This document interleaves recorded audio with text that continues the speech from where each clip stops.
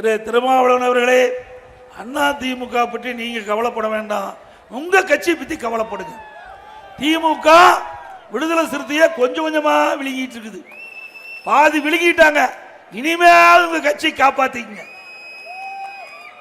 திருச்சியில் நடைபெற்ற உங்களுடைய மாநில மாநாட்டுக்கு பர்மிஷன் கொடுப்பதே தடுமாறினாங்க.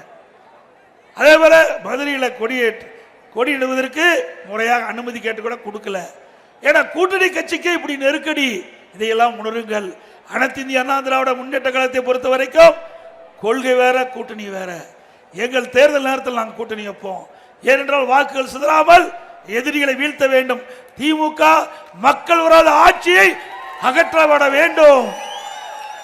அதனால எங்களுடைய கருத்துடைய கட்சி நாங்கள் சேர்த்திருக்கிறோம்.